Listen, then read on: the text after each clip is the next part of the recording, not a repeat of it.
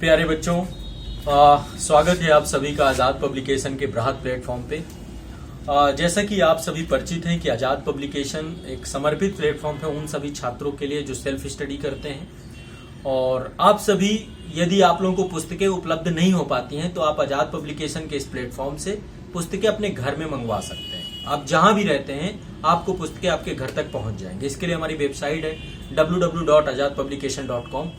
और आपको कोई भी एग्जाम कर रहे हैं, यदि आपको पुस्तकें उपलब्ध नहीं है तो आप एक बार संस्थान के नंबर पे, जो कि वेबसाइट पे आपको मिल जाएगा, उस पर भी आप कांटेक्ट करेंगे तो कांटेक्ट करने के बाद भी आपको प्रॉपर पूरी जानकारी मिल जाएगी कि बुक्स आपको उपलब्ध नहीं तो आप बुक को बता सकते हैं, सजेस्ट कर सकते हैं, है ना।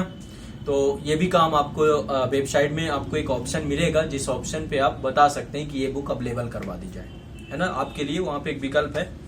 तो प्रॉपर्ली अब आजाद पब्लिकेशन के माध्यम से सेल्फ स्टडी करने वाले छात्रों को पुस्तकें भी उपलब्ध होंगी, किसी भी परीक्षा की आप तैयारी कर रहे हैं। और साथ ही आप सभी को यह भी बताई जाएगी कि कौन सी पुस्तकें आप सेल्फ स्टडी में पढ़ें।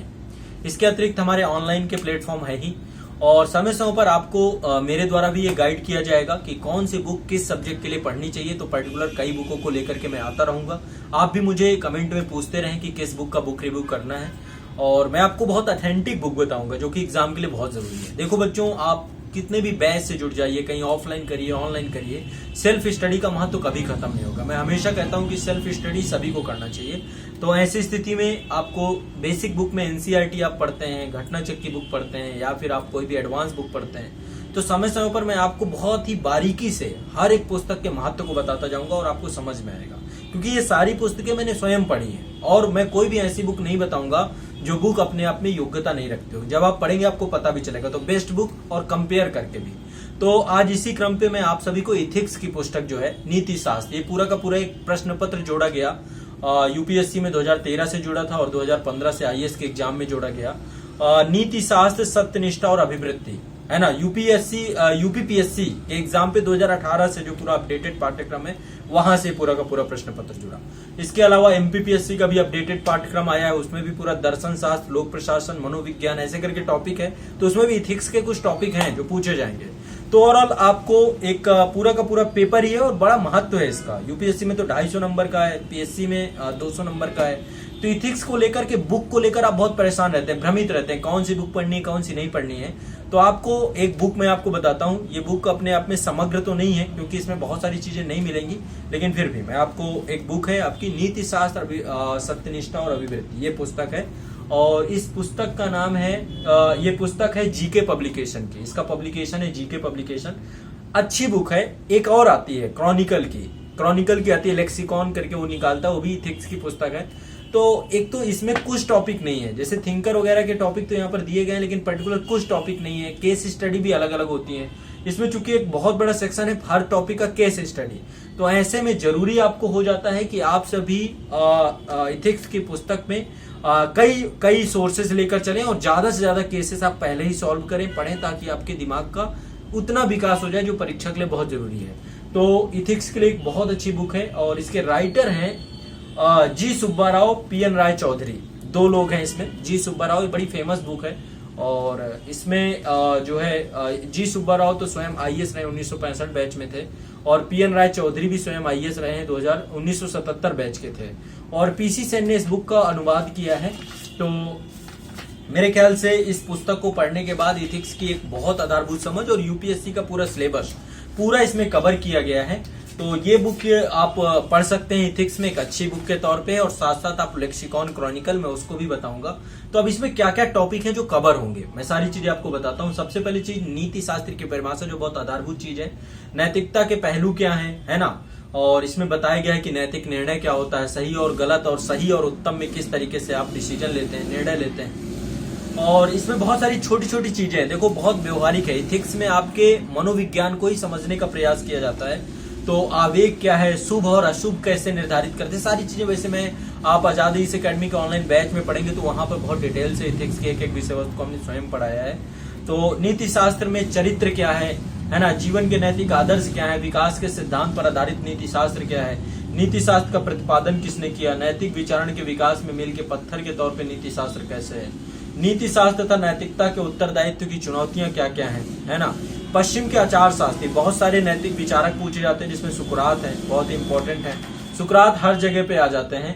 प्लेटो और अरस्तु का नाम तो आपको पता ही है, इनका भी नाम हमेशा जुड़ा ही रहता है। इसके अलावा स्टोइक के बारे में भी है, जो उपयोगितावाद है उसके बारे में भी चर्चा है। कांट के दर्शन के बारे में भी चर्चा है। जी मुरे हैं, सर डेविड रॉस हैं, एजे अय्यर हैं, सीएल स्टीवेंसन है ना, जॉन राल्स हैं। तो ये सब के बारे में दिया गया। इसी के साथ ही भारतीय दर्शन शास्त्र में तो विचारक का टॉपिक इसमें पूरा कवर हो जाएगा आपका। इसमें हिंदूवाद, भागवत गीता, नैतिक मानदंड अवधारणाएं, जैन धर्म का दर्शन, बौद्ध धर्म का दर्शन, गांधीवादी दर्शन क्या है, गांधीवादी नीति शास्त्र क्या है, सत्याग्रही क्या है, ये सारे टॉपिक दिए गए हैं और हर चीज को समझाने का प्रयास किया गया है। इसके साथ ही पूरा एक चैप्टर इन्होंने जोड़ा है महान नेता सुधारकों और शासकों के जीवन में शिक्षा को लेकर के, जो पूरा का पूरा इनका है। जैसे कि विवेकानंद, ये भी आपके इनसे जुड़े हुए कई क्वेश्चन आए हैं। विवेकानंद और इनके पूरे के पूरा दर्शन, इनका जो फिलोसफी रही है। रामकृष्ण परमहंस, श्री अरविंदो, राजा राममोहन राय, दयानंद सरस्वती, नारायण गुरु, सर रविन्द्रनाथ टैगोर, है ना, कौटिल्य, गुरु रविदास, गुरु नानक, तिरुवल्लुवर, ये जितने भी बड़े बड़े थिंकर हैं इनसे जुड़ा हुआ है पूरा। और नीति शास्त्र, मार्ग निर्देश के स्रोत में कानून, नियम, विनियमन, संचेतना, ये सारे टॉपिक हैं। और इसके अलावा 7वें नंबर पे है संतों, महान विचारकों की दृष्टि में नैतिक गुण क्या है। और इसमें बताया गया है कि नैतिकता के अंतर जो मूल्य हैं, वैल्यू हैं, जिसमें दयालुता, क्षमाशीलता, आत्मनियंत्रण और आत्ममिजाज, जिसे क्रोध बोलते हैं आप, धैर्य, कायरता, सहानुभूति, परहितवाद क्या है, सत्यवादिता क्या है, ईमानदारी क्या है, सत्यनिष्ठा क्या है, विश्वास भंग से बचना ये क्या है, वादों को निभाना ये क्या है, शक्ति में नैतिकता क्या है, विवेक क्या है, आत्मसंयम क्या है, विनयशीलता क्या है ना, अवगुण क्या क्या आपके अंदर रहते हैं। बहुत सारे अवगुण भी होते हैं ना, है ना, सकारात्मक नकारात्मक मूल्य भी होते हैं, जैसे कि विद्वेष, आलस्य, ईर्ष्या, धन लोलुपता, कामुकता, है ना, ऐसे बहुत सारे मामले। और सभी के केस स्टडी भी प्रयास किया इन्होंने, इसमें देने का प्रयास किया है। लेकिन केसेस में थोड़ा सा कहीं ना कहीं पे आपको बहुत ज्यादा स्पष्टता नहीं मिलती इस पुस्तक में, इसीलिए मैं आपको लेक्सिकॉन क्रॉनिकल कह रहा हूँ। थोड़ा पतली बुक भी है, थोड़ा सा ज्यादा मोटी हो गई, लेकिन ओवरऑल जब कवर ज्यादा किया जाता है, इसमें लास्ट में इन्होंने पिछले साल के क्वेश्चन के केसेस भी डाले हैं, है ना। इसके बाद 8वां सेक्शन में इन्होंने नीति शास्त्रीय तार्किकता एवं नैतिक दुर्विधाएं, इसके बारे में चर्चा की है। इसके बाद 9वें टॉपिक में नीति शास्त्रीय संहिता और आचार संहिता के बारे में इन्होंने चर्चा की है। इसके अतिरिक्त जो है इन्होंने सरकारी कर्मचारियों के निजी और नैतिक सिद्धांत के बारे में चर्चा की है। मंत्रियों के लिए आचार संहिता क्या होनी चाहिए, सरकारी कर्मचारियों के लिए क्या होनी चाहिए, भ्रष्टाचार निवारक के लिए कार्यविधियां क्या है, पूरा टॉपिक है आपका भ्रष्टाचार का, है ना।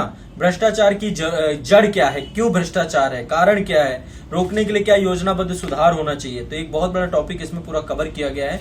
भ्रष्टाचार के विरुद्ध लड़ाई क्या है, भ्रष्टाचार को कम करने के लिए बहुमार्गी उपाय क्या क्या है, सोच क्या क्या है। और इसके बाद लोकपाल विधेयक के बारे में भी इसमें चर्चा की गई है। सूचना का अधिकार अधिनियम के बारे में भी चर्चा की गई है। नागरिक अधिकार पत्र के बारे में, अधिनियम के बारे में चर्चा की गई है। इसके बाद जो है आपका सरकारी निधियों का उपयोग किस तरीके से होता है, सरकारी निधियां क्या, पहले इसके बारे में जाना। तो थोड़ा पॉलिटी का टॉपिक भी डाल दिया है, जिसमें बजट है, निधि का कुशल उपयोग है, ये सारे टॉपिक इसमें डाले गए। फिर कॉर्पोरेट, है ना, कॉर्पोरेट गवर्नेंस क्या है, कॉर्पोरेट अभिशासन क्या है, उसके बारे में चर्चा किया गया है। और ये भी अब धीरे धीरे देख रहे हैं, जैसे कि लेटरल एंट्री जैसा टॉपिक अब लगातार ये चर्चा का विषय रहा है कि आईएएस जैसे बड़े बड़े पदों पर भी लेटरल एंट्री कराई जाएगी। कॉर्पोरेट स्टाइल पे पूरा प्रशासन डेवलप करना चाहते हैं, तो इसको लेके बहुत सारी क्रिटिसिज्म भी है। तो ओवरऑल यहाँ पर आप देखेंगे तो अभिवृत्तियां, थोड़ा सा सारी चीजें हैं, जितना मतलब टॉपिक है प्रयास इन्होंने किया है सारा हो जाए। लेकिन लगभग मेरे ख्याल से आपको लेक्सिकॉन साथ में पढ़नी ही पड़ेगी, तब जाकर चीजें होंगी। एक और आती है आपकी इथिक्स की पतली सी बुक है, भारतीय भवन प्रकाशन की, वो बहुत अच्छी है, मैंने उसे पढ़ा है। तो बहुत कम शब्दों में उसमें भी बहुत सागर्भित चीजें हैं। तो भारतीय भवन प्रकाशन की भी आती है, वो कभी अवेलेबल होती कभी नहीं होती, ये भी रहता है, कभी मिलती नहीं है। लेकिन ओवरऑल आप पब्लिकेशन संपर्क करेंगे तो आपको बुक भी मिल जाएगी, ठीक है। और इसके बाद जो है राजनीतिक मनोवृत्ति के बारे में जितने बड़े बड़े थिंकर हैं उनके पूरे के पूरे किस तरीके से राजनीतिक बदलाव होते हैं, राजनीतिक परिवर्तन होते हैं, सब इस बुक में मिलेंगे। समाजवाद, अराजकतावाद, फांसीवाद, नाजीवाद, सारी चीजें बताई गई। क्रांति क्या है, साम्यवाद क्या है। तो एक बहुत ही आपको इतिहास से जुड़ी हुई विषय वस्तु भी यहाँ पे पढ़ने को मिलेगी। और यही होता है, आपको मल्टी डायमेंशनल पढ़ना पड़ता है, आप हर चीज को एक विषय वस्तु से जोड़ के नहीं रख सकते हैं। आधुनिक समय में नैतिक समस्याएं हैं, जैसे कि अभी देखते हैं ना, बहुत सारी चीजें हैं जो इलीगल हैं लेकिन धीरे धीरे लीगल हो रही है। जैसे समलैंगिकता का मुद्दा, पहले क्या था, अनइथिकल था, है ना, अब क्या हो गया, वही इथिकल हो गया। तो समय के साथ चीजें बदलती हैं। समलैंगिकता है, गर्भपात का मुद्दा है ना, गर्भपात के मुद्दे को, इसको भी आप आपराधिक कर दिया। क्लोनिंग की बात है, जीन चिकित्सा है, सेरोगेसी का मामला है। अब सेरोगेसी पे भी आप देख रहे हैं दुनिया भर के फांसी की सजा, मृत्युदंड को लेकर के भी अब एक इथिकल इशू उठ रहा है कि राज्य ने यदि हमें जन्म नहीं दिया तो राज्य हमें खत्म कैसे कर सकता है। पशुओं के अधिकार की बात है ना। और आतंकवाद, सरकार की ओर से कार्रवाई, मानवाधिकार, ये सारे मुद्दे इस पे आपको पढ़ने को मिलेंगे। इसके बाद एक बहुत बड़ा टॉपिक है आपका इमोशनल मैनेजमेंट, भावात्मक समझ, वो भी इसमें दिया गया है आपका, और पूरी चर्चा पर चर्चा के साथ पूरे टॉपिक है। इसके बाद अंतरराष्ट्रीय नैतिकता, इंटरनेशनल मोरालिटी क्या है, प्रभुसत्ता संपन्नता क्या है, राष्ट्र और सरकार के मध्य कैसे संबंध होने चाहिए। जैसे आप देख रहे हैं ना, जैसे कि चाइना का मामला है, पंचशील समझौते, दुनिया भर की चीजें। तो अंतरराष्ट्रीय नैतिकता क्या है, ये भी बहुत बड़ा मामला बन के निकल के आया है। आदर्श राज्यवादी आदर्शवाद क्या है, नव उदारवाद क्या है, आधुनिकतावाद क्या है, नारीवाद क्या है, ऐसे विभिन्न मामले हैं जो आपको देखने को मिलेंगे, है ना। इस पूरे के पूरे टॉपिक में शांतिवाद क्या है, ऐसे कितने वाद पढ़ेंगे जो आपको कहीं नहीं मिलेंगे। तो इस पुस्तक में कुछ ऐसे टॉपिक हैं जो मुझे लगता है कि आपकी समझ को बहुत ही उच्चतर स्तर पर ले जाएंगे। तो ये पुस्तक अनिवार्यता पढ़नी है।